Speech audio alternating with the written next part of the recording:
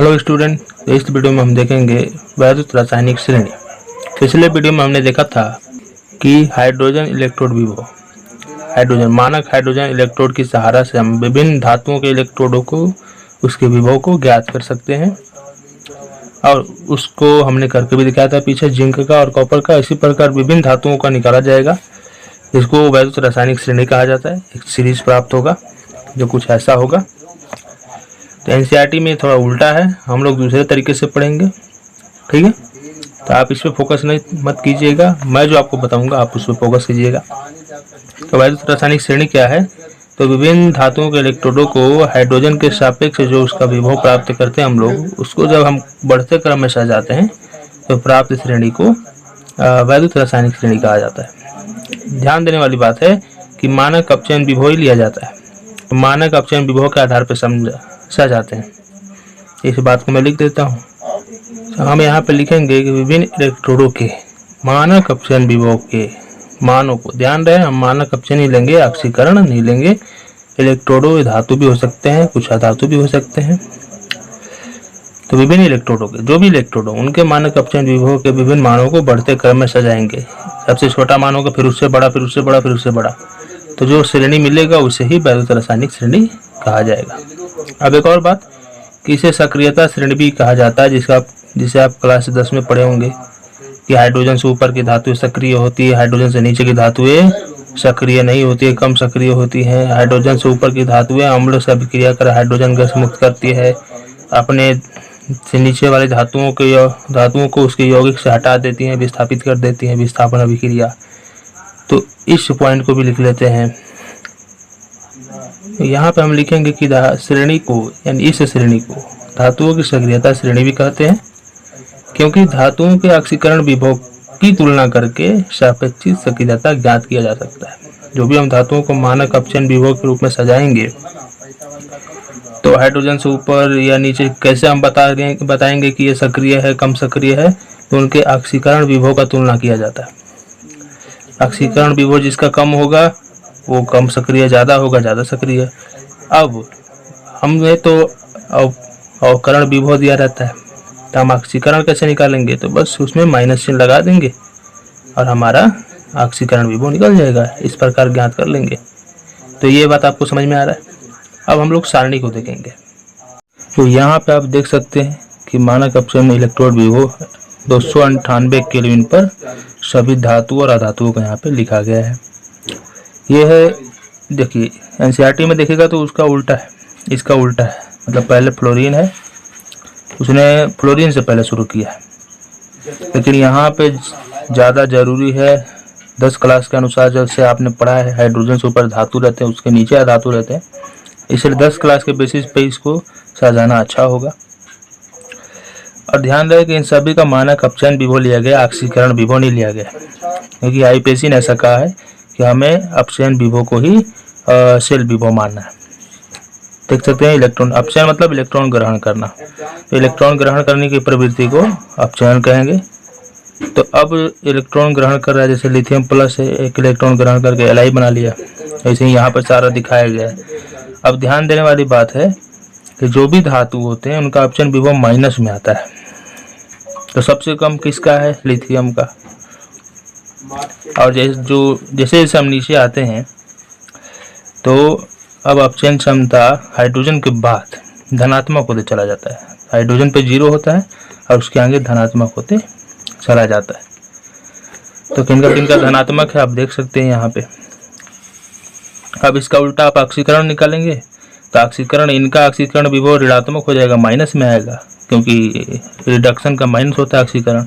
इन सब में माइनस लगाएंगे तो ये वाला माइनस हो जाएगा, ऊपर वाला सब प्लस हो जाएंगे। तो ऑक्सीकरण विभव ऊपर वाले हाइड्रोजन से ऊपर वालों का धनात्मक होता है, जबकि अपचयन विभव ऋणात्मक होता है। ये ध्यान देने वाली बात है। अब बहुत ही विशेष बात कि जैसे जैसे हम नीचे जा रहे हैं, जैसे नीचे जा रहे हैं अवकरित होने की प्रवृत्ति बढ़ रही है। अवकरित होने की प्रवृत्ति बढ़ रही है मतलब क्या है? इलेक्ट्रॉन ग्रहण करने की क्षमता बढ़ रही है इनकी। तो जैसे जैसे नीचे जा रहे हैं तो इलेक्ट्रॉन के खींचने की प्रवृत्ति बढ़ती जा रही है। तो सबसे ज़्यादा इलेक्ट्रॉन कौन खींचेगा? यानी अवकरण सबसे ज़्यादा किसका होगा, तो फ्लोरीन का, क्योंकि सबसे लास्ट में इसका सबसे ज़्यादा अपचयन विभव, तो ये इलेक्ट्रॉन को बहुत ज़्यादा खींचेगा। और सबसे कौन खींचेगा, लिथियम। ये तो खींचेगा नहीं, तो त्यागता है, तो खींचने वाली बात ही नहीं यहाँ पे। तो सबसे ज़्यादा अवकरण विभव इसका है। अब ध्यान दीजिए, नीचे जाने पर इलेक्ट्रॉन ग्रहण करने की क्षमता बढ़ती है, मतलब इलेक्ट्रॉन को खींचने की क्षमता बढ़ती है, यानी उसकी आक्सीकारक शक्ति बढ़ती है। अब आक्सीकारक शक्ति होता क्या है, इसको हम लोग समझेंगे। कि मान लीजिए ये है जिंक, इसने अपना इलेक्ट्रॉन त्यागा, Zn2+ बनाया, और ये 2 इलेक्ट्रॉन कॉपर ने ले लिया, Cu2+ था, इसका 2 इलेक्ट्रॉन लेके Cu बना लिया।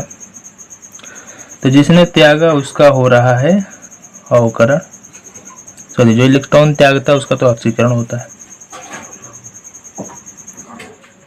और जो इलेक्ट्रॉन ग्रहण करता है उसका होता है अपचयन या अवकरण।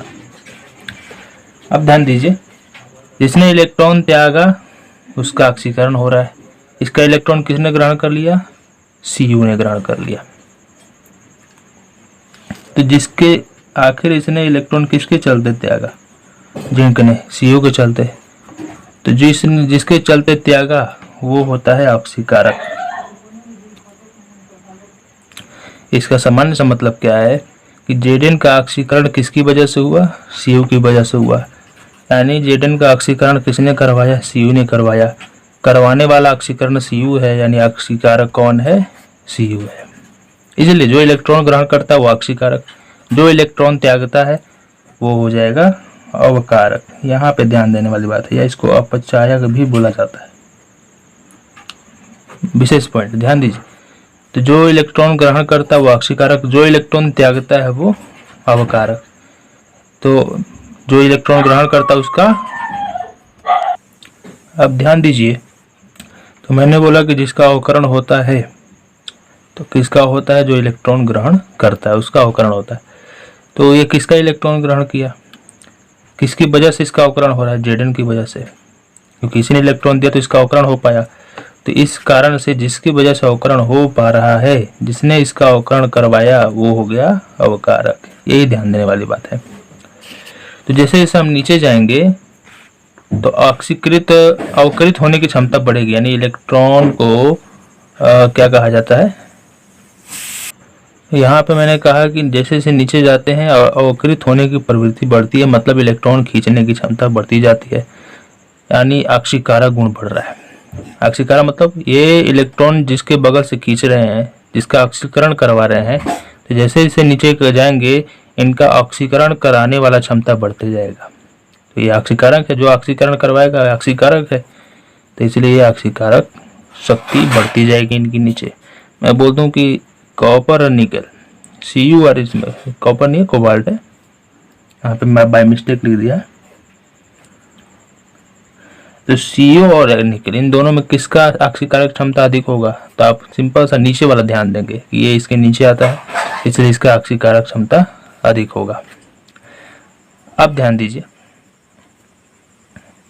तो यहाँ पे हम जानेंगे कि सबसे ज़्यादा ऑक्सीकारक कौन होगा, सबसे ज़्यादा फ्लोरीन होगा। इसकी ऑक्सीकारक क्षमता बहुत ज़्यादा होगी अवकरित होने की, इलेक्ट्रॉन खींचने की। ध्यान रहे, अवकरण का मतलब इलेक्ट्रॉन ग्रहण करना और ऑक्सीकरण का मतलब इलेक्ट्रॉन त्यागना। वैद्युत रासायनिक सेल के अंतर्गत ये होता है। अब थोड़ा हम इधर झाँक लेते हैं। अब हम जैसे नीचे से ऊपर जाते हैं, नीचे से ऊपर जाते हैं तो ऑक्सीकृत होने की प्रवृत्ति बढ़ती जाती है। क्या बढ़ती, ऑक्सीकृत होने की प्रवृत्ति मतलब इलेक्ट्रॉन त्यागने की क्षमता बढ़ती जाती है। तो ये तो कम त्यागेंगे, ये तो इनका स्वभाव है ज़्यादातर इलेक्ट्रॉन खींचने का, लेकिन जैसे जैसे और ऊपर जाएंगे, हाइड्रोजन से ऊपर जाएंगे, सबसे ज़्यादा इलेक्ट्रॉन त्यागने की क्षमता होगा लिथियम का, यानी सबसे ज़्यादा अवकरण विभव किसका होगा, लिथियम का। ठीक, अब ध्यान दीजिए, चूंकि ये अवकारक होते हैं, जिनका अवकरण होता है, सॉरी जिनका ऑक्सीकरण होता है वो अवकारक होते हैं, तो इसलिए अवकारक शक्ति भी बढ़ती जाएगी। तो सबसे प्रबल अवकारक कौन होगा, लिथियम होगा। बात समझ गए आप। अब हम लोग क्या करेंगे कि इस सारणी का विशेषता लक्षण और अनुप्रयोग देखेंगे।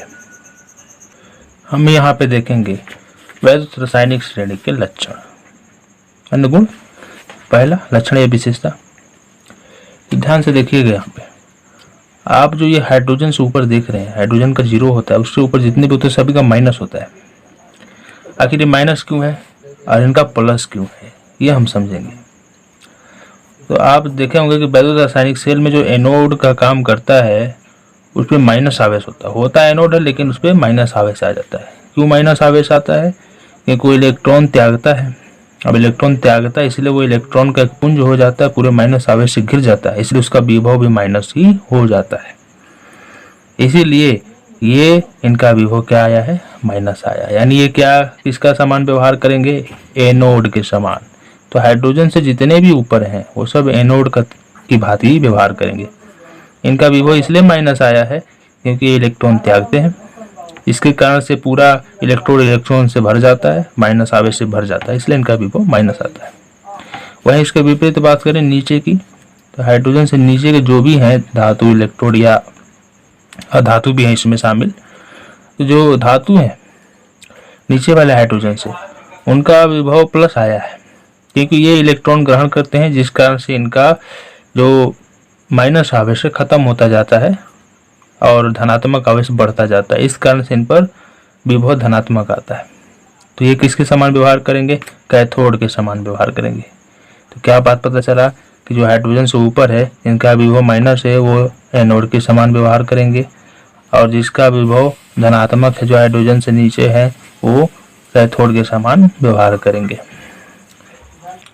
यहाँ पे हम लोग लिखेंगे कि मानक अपचयन विभव का ऋणात्मक मान यानी माइनस जो हम लोगों ने देखा वो ये व्यक्त करता है कि जब इलेक्ट्रोड को मानक हाइड्रोजन इलेक्ट्रोड से जोड़ते हैं, इसके बारे में पिछले वीडियो में मैंने बताया है कि यह मानक हाइड्रोजन इलेक्ट्रोड SHE क्या है, तो ये अन्य इलेक्ट्रोडों के साथ जोड़कर उसका विभव ज्ञात करने में मदद करता है क्योंकि इसका विभव शून्य होता है।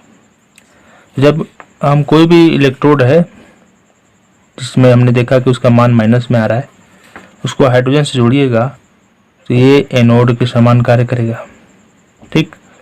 और इसमें क्या होगा? ऑक्सीकरण। वो जो भी इलेक्ट्रोड को इसके साथ जोड़ेंगे तो वो एनोड के समान कार्य करेगा और उनका ऑक्सीकरण होगा। ये सिंपल सा, हाइड्रोजन के जो ऊपर है वो सब एनोड का कार्य करेंगे, जो नीचे है वो कैथोड का कार्य करेंगे। फिर दूसरा, मानक इलेक्ट्रोड विभव का धनात्मक मान, यहाँ पे ऋणात्मक मान बोल रहे थे, अब यहाँ पे धनात्मक की ओर ध्यान देंगे जो हाइड्रोजन से नीचे है। ध्यान रहे कि मानक अपचयन विभव कहिए या मानक इलेक्ट्रोड विभव कहिए, दोनों एक ही बात है।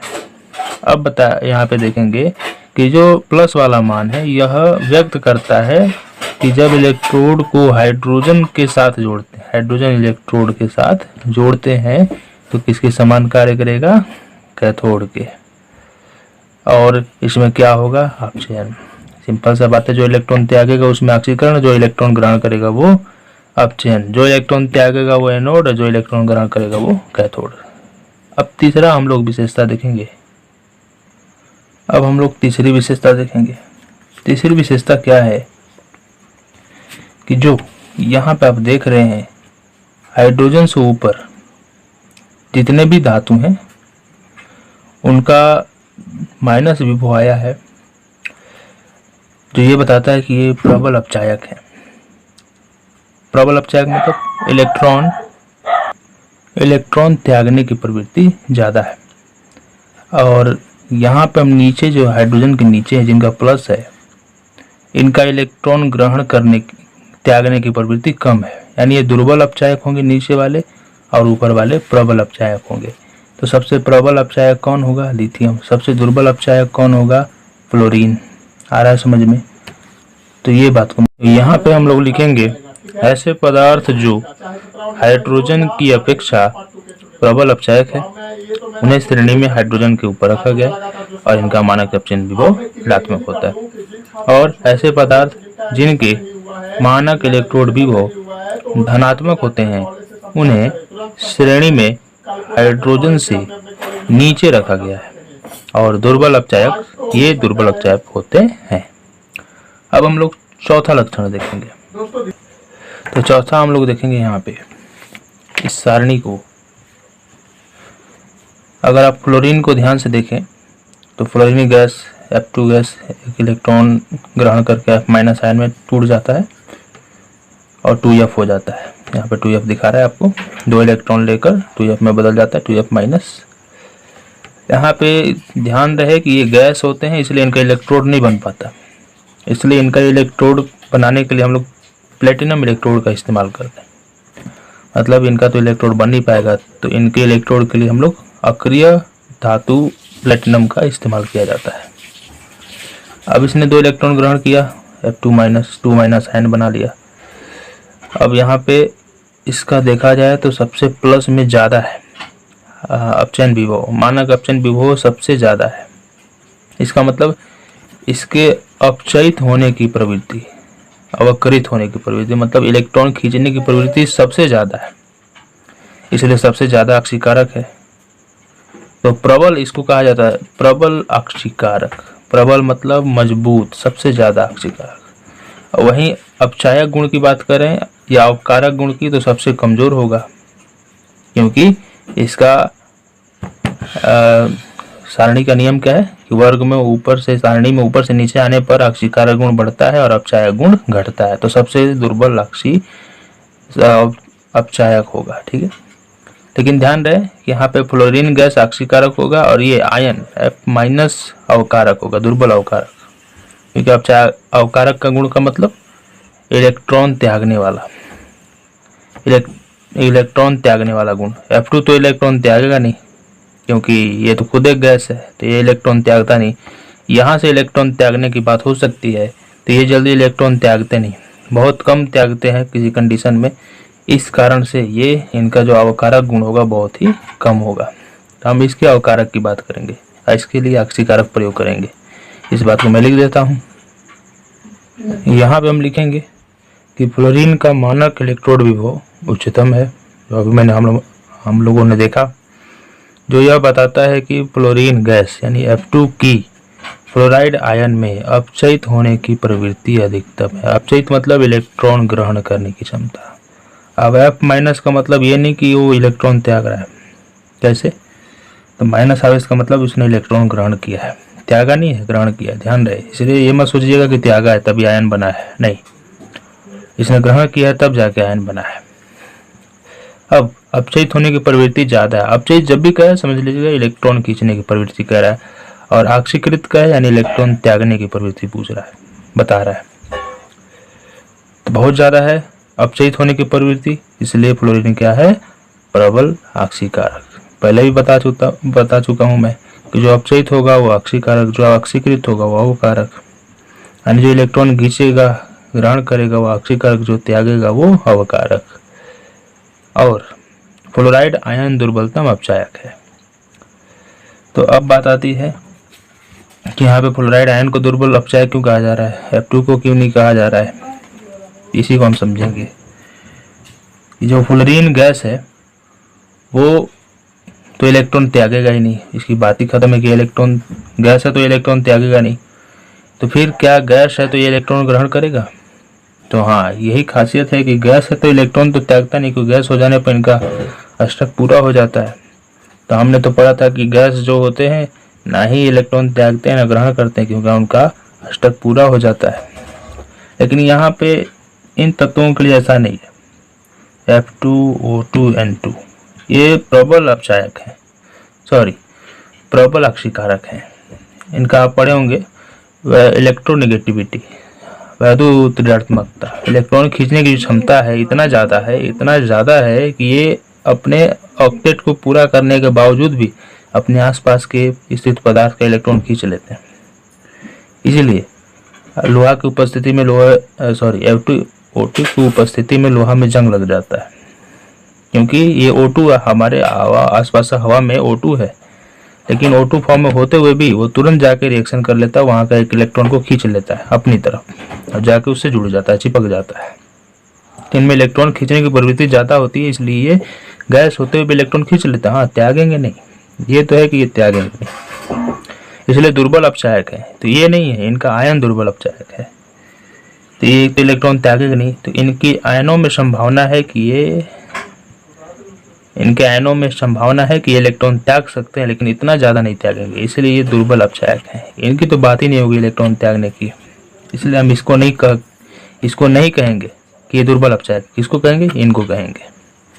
समझ में आ रहा है बात?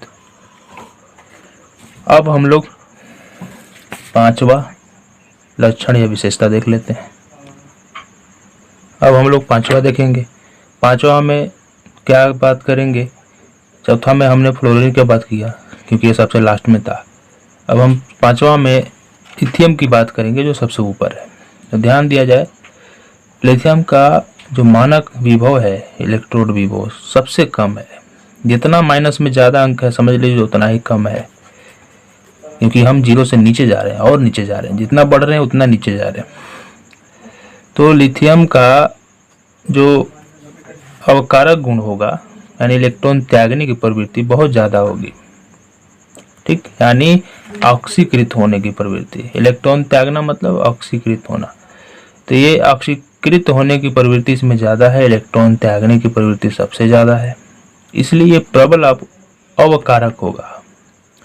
जिसका ऑक्सीकरण हो रहा है वो अवकारक, जिसका अवकरण हो रहा है वो ऑक्सीकारक। ध्यान रहे, यानी जो इलेक्ट्रॉन त्यागेगा वो अवकारक, जो इलेक्ट्रॉन ग्रहण करेगा वो ऑक्सीकारक। इस तरह समझ रहे बात आप? तो ये सबसे ज्यादा इलेक्ट्रॉन त्यागेगा, बहुत जल्दी त्यागेगा, इसलिए प्रबल अवकारक है। लेकिन वही लिथियम आयन की बात करें L+ की, तो ये दुर्बल अपचायक है, सॉरी दुर्बल ऑक्सीकारक है। मतलब ये Li+ जो है प्लस है, इसको इलेक्ट्रॉन चाहिए लेकिन उतना तेजी से खींचता नहीं है। अपचायक मतलब ऑक्सीकारक गुण मतलब इलेक्ट्रॉन खींचने की प्रवृत्ति। तो इनमें इलेक्ट्रॉन खींचने की प्रवृत्ति यानी ऑक्सीकारक गुण बहुत ही कम होता है, इसलिए दुर्बल ऑक्सीकारक है। लेकिन हाँ, प्रबल अवकारक जरूर है, यानी इलेक्ट्रॉन त्यागने की प्रवृत्ति इनमें ज्यादा है। इस बात को मैं लिख देता हूँ। यहाँ पे हम लोग लिखेंगे कि लिथियम का इलेक्ट्रोड विभव न्यूनतम है, सबसे कम, जो यह बताता है कि लिथियम आयन Li+ दुर्बल ऑक्सीकारक है। मतलब इलेक्ट्रॉन खींचने की क्षमता बहुत ही कमजोर है इसके पास। जो इलेक्ट्रॉन खींचेगा वही ऑक्सीकारक होगा। तो ज़्यादातर इनमें अपचायक गुण होता है, बहुत प्रबल होता है, इसलिए दुर्बल हो जाएंगे। या सिंपली जो हाइड्रोजन से ऊपर है सारणी में वो दुर्बल ऑक्सीकारक होंगे, यानी इलेक्ट्रॉन खींचने में ज़्यादा इनका रुचि नहीं होगा। जबकि लिथियम धातु जलीय विलयनों में प्रबल अपचायक है। धातु जो पहले ही बता चुके हैं हम कि सारणी में जो ऊपर होगा वो प्रबल अपचायक होगा, और इस तरह भी के इलेक्ट्रॉन त्यागने की प्रवृत्ति ज्यादा होती है, इसलिए प्रबल अपचायक है। जलीय विलयन क्यों कहा? तो यहीं पे बात समझने वाली है।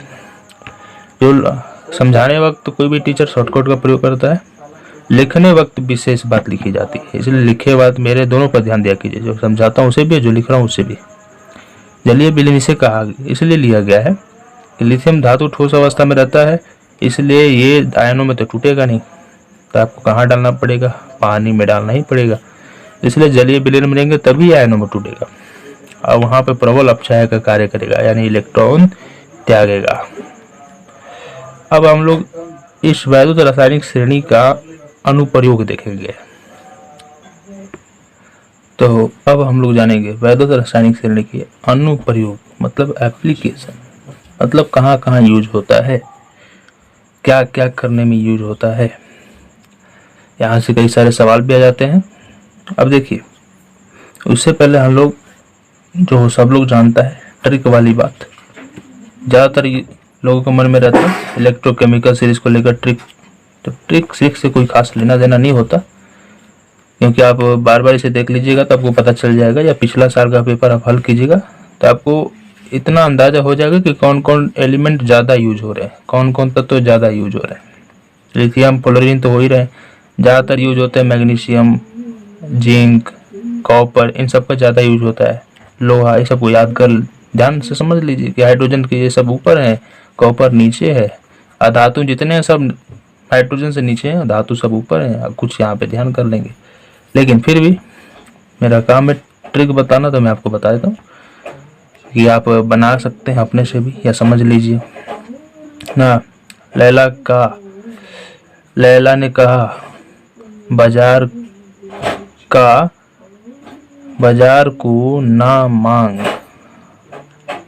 आलू जनता से। और फिर से, करो फेंक कर कोई नहीं सुनता पबजी। कुछ ऐसे बना लीजिए, ठीक है। या बहुत अच्छा मैंने बनाया था लेकिन अभी दिमाग पे मेरे नहीं है। फिर यहाँ से आप बना सकते हैं, क्यों आई फिर, क्यों आई फिर, और क्यों आई फिर है आज बिरयानी, कल और फिर, कल और फिर, ऐसे कुछ बना लीजिए। तो कुछ ट्रिक श्रिक होता नहीं, कुछ ऐसे ही लोग कहानी बताते हैं इसमें, इस तरह कर लीजिए। समझ में आ रहा बात आपको। हम बात करते हैं मेन वैद्युत रासायनिक श्रेणी। आपको सबसे अच्छा तरीका, पिछले साल का पेपर हल कीजिए, इससे संबंधित आपको समझ में आ जाएगा कौन कौन से एलिमेंट ज़्यादा यूज हो रहे हैं। अब देखिए, वैद्युत रासायनिक श्रेणी के अनुप्रयोग में हम लोग पहला देखेंगे। तो पहला हम लोग जानेंगे धातुओं की क्रियाशीलता की तुलना करने में। 10 क्लास में आप जो पढ़े होंगे नीचे के क्लासों में कि कौन धातु हाइड्रोजन से ऊपर स्थित धातु सक्रिय होता है, नीचे वाला कम सक्रिय होता है। तो धातुओं की क्रियाशीलता में ये काम आता है। कैसे, यहाँ पे समझेंगे हम लोग। जो हाइड्रोजन से ऊपर है, ये रहा हाइड्रोजन हमारा, इसको मैं घेर देता हूँ ताकि ये समझ में आए हमारा स्टैंडर्ड। तो ध्यान से समझिए, हाइड्रोजन से जो ऊपर है या श्रेणी में जो ऊपर धातुएं हैं जिनका अपचयन विभव माइनस में है ना, सबसे माइनस में है, वो अपने नीचे वाले कम माइनस वाले को उसके यौगिक से विस्थापित कर देते हैं। क्यों? क्योंकि वो ऊपर वाले अपने नीचे वाले से सक्रिय होते हैं। तो देखिए, इसमें हर ऊपर वाला धातु अपने नीचे वाले से सक्रिय होगा, ठीक। तो सबसे ऊपर पोटेशियम है, वो इससे सक्रिय होगा बेरियम से, बेरियम कैल्शियम से सक्रिय होगा, कैल्शियम सोडियम से सक्रिय होगा, ये मैग्नीशियम से सक्रिय होगा। अभी ध्यान दें, यहाँ पे थोड़ा सा समझने वाली बात है कि लिथियम पोटेशियम से भले ही ऊपर है लेकिन सबसे ज़्यादा सक्रिय पोटेशियम को ही माना जाता है, लिथियम को नहीं माना जाता। इसलिए हम जब भी कोई कहे सबसे अधिक सक्रिय धातु तो हम पोटेशियम का ही नाम लेते हैं, तब बाद में सोडियम का ही नाम लेते हैं। जनरली आप पोटेशियम को ही मारेंगे, लिथियम को नहीं ध्यान देंगे। लेकिन ये तो क्रम में सजाया गया है मानक अपचयन विभव के आधार पे। तो जनरली देखा जाता है कि जो अधिक ऋणात्मक मान वाला इलेक्ट्रोड विभव जिसका है, वो अपने से कम वाले माइनस वाले को उसके यौगिक से हटा देता है, क्योंकि वो उससे ज़्यादा सक्रिय होता है। यानी ऊपर वाले अपने नीचे वाले से सक्रिय है। कोई भी, चाहे आप इसी तरह नीचे आ जाइए, पूरा सभी में कॉपर I2 से ज़्यादा सक्रिय है, I2 Fe से ज़्यादा सक्रिय है, Hg से ज़्यादा सक्रिय है। लेकिन ध्यान रहे, अधातुओं में उल्टा है। ये धातुओं के लिए मैं बता रहा हूँ, अधातुओं में क्या है। अच्छा, एक और बात कि जो धातु हैं अपने से कम ऋणात्मक वाले से ज़्यादा सक्रिय हैं या धनात्मक वालों से ज़्यादा सक्रिय हैं। फिर एक और बात कि अपने से कम ऋणात्मक वाले को उसके यौगिक से हटा देते हैं। यानी लोहा जो है कैडमियम को उसके यौगिक से हटा देगा, कॉपर जो है निकेल को उसके यौगिक से हटा देगा। या इधर ले लीजिए कोई भी, कॉपर नहीं है ये, यहाँ पे गलती लिखा है, कोबाल्ट है, ये बाय मिस्टेक लिखा है। कोबाल्ट जो है निकेल Ni2 को हटा देगा उसके यौगिक से। चाहे ऊपर का कोई भी धातु ले लीजिए, नीचे वाले को हटा देगा। जैसे जिंक है, जिंक वो Cu को उसके विलयन से हटा देगा, क्योंकि जिंक इससे ज़्यादा सक्रिय है। अब अधातुओं की बात करें तो इसमें उल्टा होता है, क्योंकि अधातु में सबसे ज़्यादा सक्रिय F2 है, यहाँ पे उल्टा चलता है।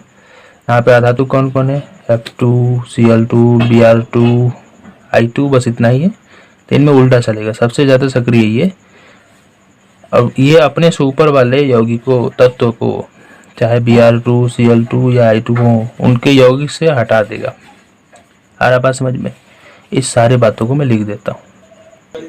यहाँ पे देख सकते हैं सारा बात मैंने लिख दिया। जिंक जो है कॉपर से ज़्यादा सक्रिय है, इसलिए उसके यौगिक से इसको हटा देता है, ZnSO4 बना लिया, Cu धातु बाहर निकल गया। अब पूछ देता है कि आखिर क्यों जिंक जो है कॉपर सल्फेट से कॉपर को बाहर विस्थापित कर देता है, या कैसे जिंक कॉपर से अधिक सक्रिय है। तो हम बोल देंगे कि जिंक वैद्युत रासायनिक श्रेणी में कॉपर से ऊपर स्थित है, इसलिए यह अधिक सक्रिय है, इसलिए कॉपर सल्फेट के विलयन से कॉपर को विस्थापित कर देता है। या हम बोल सकते हैं कि जिंक का मानक अपचन विभव कॉपर से कम है, इसलिए यह अधिक सक्रिय है, यानी जिसका मानक अपचन विभव कम होगा वो ज्यादा सक्रिय होगा। अब देखिए अधातुओं के लिए मैंने बोला था उल्टा होता है, तो अधातु में जिसका मानक अपचन विभव सबसे ज्यादा होगा वो ज्यादा सक्रिय होगा। अधातुओं में उल्टा चलता है। तो श्रेणी के नीचे के अधातु अपने ऊपर के अधातु को उसके यौगिक से विस्थापित कर सकते हैं। तो जैसे फ्लोरीन है, यहाँ पे ये नहीं रहेगा, यहाँ पे F2 रहेगा। यहाँ पे देख सकते हैं कि F2 ने Cl को निकाल दिया है और वहाँ अपने आ गया है। तो कहीं ना कहीं क्या F2 ज़्यादा सक्रिय है Cl से। अब हम लोग देखेंगे धातुओं की अपचयन और ऑक्सीकारक क्षमता की तुलना कैसे की जाती है इस श्रेणी में। तो ध्यान से देखा जाए, यहाँ पे इसमें जो श्रेणी में ऊपर हैं वो माइनस, जो हाइड्रोजन से ऊपर जितने भी हैं उनका ऋणात्मक विभव बढ़ता जा रहा है। ठीक, तो बता रहे थे कि ऊपर जाने पर माइनस विभव में बढ़ता जाता है, मतलब ऋणात्मक विभव बढ़ता है। तो जितना ज्यादा ऋणात्मक होगा उतना ही ज्यादा इलेक्ट्रॉन त्यागने की क्षमता उसकी ज्यादा होगी। यानी ये जो आप देख रहे हैं ऋणात्मक विभव, इधर जितना ज्यादा कम है उसका इलेक्ट्रॉन त्यागने की क्षमता बहुत ज्यादा होगी, यानी अपचायक गुण सबसे ज्यादा होगा। ठीक, अपचायक गुण सबसे ज्यादा ऋणात्मक वाले का सबसे ज्यादा होगा, यानी इलेक्ट्रॉन त्याग की प्रवृत्ति, और नीचे आने पर घटता जाएगा।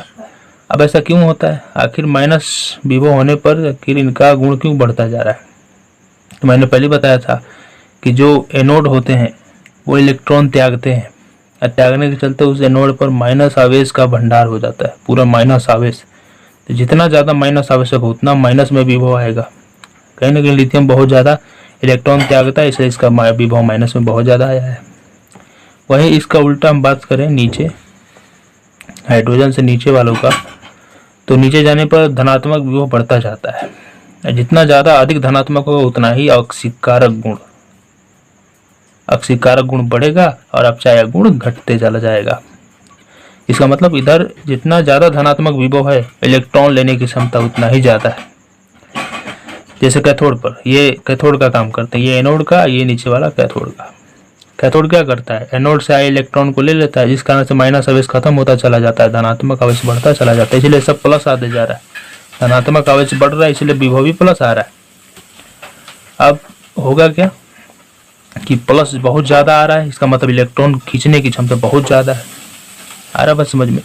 ये सारी बातों को मैं लिख दे रहा हूँ यहाँ पे। यहाँ पे हम लोग लिखेंगे अधिक ऋणात्मक मानक अपचयन विभव होने पर, मतलब ज़्यादा माइनस में जाने पर धातु में इलेक्ट्रॉन खोने की प्रबल प्रवृत्ति होती जाती है, यानी अब वो ज़्यादा इलेक्ट्रॉन त्यागेगा। इस प्रकार श्रेणी में अपचायक गुण ऊपर से नीचे जाने पर कम होता जाता है। ऊपर जाने पर बढ़ेगा, नीचे आने पर घटेगा। अपचायक गुण E0 के, मतलब मानक अपचयन विभव E0 के ऋणात्मक मान बढ़ने के साथ बढ़ता जाता है। फिर यहाँ पे हम लोग लिखेंगे, ये हो गया अपचायक गुण के लिए। अब ऑक्सीकारक गुण के लिए लिखेंगे कि किसी तत्व के अपचयन विभव का मान जितना अधिक होगा उसमें इलेक्ट्रॉन ग्रहण करने, अधिक मतलब प्लस में, जितना प्लस में होगा उसमें इलेक्ट्रॉन खींचने की क्षमता ज़्यादा हो जाएगी, प्रवृत्ति ज़्यादा होगी। प्रवृत्ति मन होता है स्वभाव, आदत, गुण। इस तरह वैद्युत रासायनिक श्रेणी में ऑक्सीकारक गुण ऊपर से नीचे की ओर जाने पर बढ़ता जाता है, और इसके विपरीत नीचे से ऊपर जाने पर घटेगा। ठीक, तो आगे और भी देख लीजिए। आगे है कि ऑक्सीकारकों की शक्ति E0 के धनात्मक मान के बढ़ने के साथ बढ़ती है। जितना प्लस होगा उतना ऑक्सीकारक गुण बढ़ता जाएगा। अब हम लोग एक और तीसरा देखेंगे। इसका तीसरा गुण ये होगा कि कैसे श्रेणी के धातु अम्ल से H2 गैस को निकालते हैं। यानी अम्ल से H2 गैस का उत्पादन कैसे होता है श्रेणी के धातुओं से। तो जो भी हाइड्रोजन से ऊपर हैं, हाइड्रोजन से जितने भी ऊपर हैं वो सब अम्ल से अभिक्रिया करके H2 गैस मुक्त करते हैं। तो हाइड्रोजन से ऊपर ये NSN NiCO CD Fe Zn जितना देख रहे हैं सब अम्ल से अभिक्रिया करके H2 गैस मुक्त करेंगे। इस बात को मैं लिख देता हूँ।